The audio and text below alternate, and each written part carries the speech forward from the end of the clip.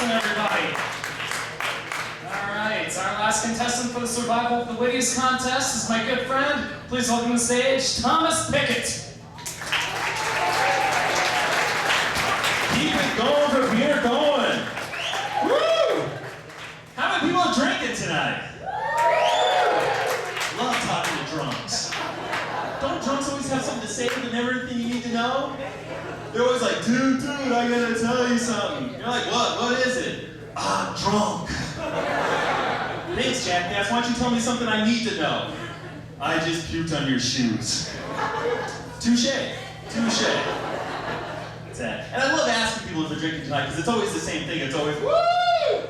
Drinking is the only thing you're ever going to get a response like that. You're never going to walk into a library and go, hey, who's reading tonight? It's like, woo! I just read Moby Dick, bitch! Now where's my drink? That's sad. I always have these drunk friends at parties because I hang around with a lot of comedians. And it's always like that. I always have a drunk friend that always sees like a hot girl and he's like, yeah, I do her. Really? You would do the hottest girl in the bar? It's really up to you, really. I'm here to tell you, no. Now maybe it's the ugliest girl in the bar. She comes in and she's like,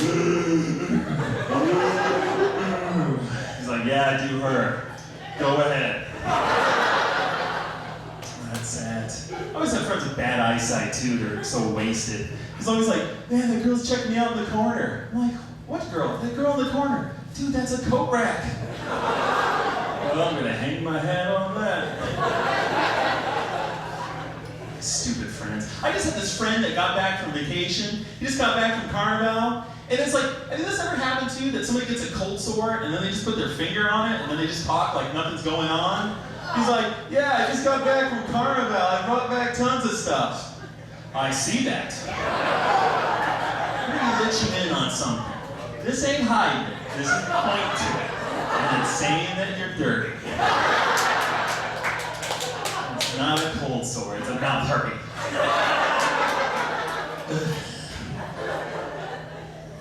That's it. I don't date very well. Guys, back me up on this. Do you find women incredibly boring once you find out they're not going to have sex with you? I have heard enough about your cats. I gotta go.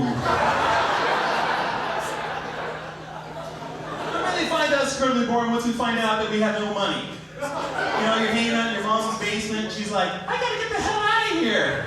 And then you're like, where are you going? My mom's baking cookies. I love you. Do a lot of online dating? Does anybody do that? Those profiles, those things suck. You know, it's like a girl that says like, oh, my name's Brandy and I like hanging out with my friends and horseback riding and movies. That's fine, that's great. It's not gonna help me out any. You know, why don't you start putting stuff in there that would really help me out? Like if you have sores, or sex on the first date, or used to be a man. Because there's nothing like camel toe turning into camel penis. It's so awkward. Can we just go Dutch? I don't wanna. That's sad. Yeah, like I struggle with dating a lot. It's like going to the movies. You know, a simple date. And there's only two kinds of films. There's chick flicks and guy films. But the only difference between them is how many people who die in them. Think about it. A chick flick's one girl, she dies of cancer. In a guy film, everyone dies except one guy because of aliens. And the guy that's left only has a speech impediment. And then becomes governor of California. I say let's mold these things together. You know, the film starts off and Bette Midler, she has cancer, and she's like, oh, I'm sorry. And then like an alien pops out of her chest. And then there's this guy that, you know, Arnold Schwarzenegger busts down the door and he has like this dynamite in his hand. He's like, how to lie? It rolls and blows up. And then everything's okay because she lived and she doesn't have cancer and we all cry. That's it. I call it how the alien got its groove back. I look forward to next summer. Find some financing. That's like one thing I hate about movies is the candy. There is no way I'm paying $10 for a milk dud. You know, so I like to sneak some in. Now I got freaked out a little bit. I started with a little hand candy or whatever, sweating, and then it's like, oh, screw it, I'm going. I'm sneaking in Slurpees, turkey legs. I got like a 6-foot sub down my leg, and don't bend the knee. That's that. I just know I'm gonna be caught someday with a hibachi grill, and the guy's just gonna shine the light on me. What, you want a wiener? I can give you a wiener. You big ass commie. Hey, thanks, that's for my time. Vote for me, Thomas Pickett.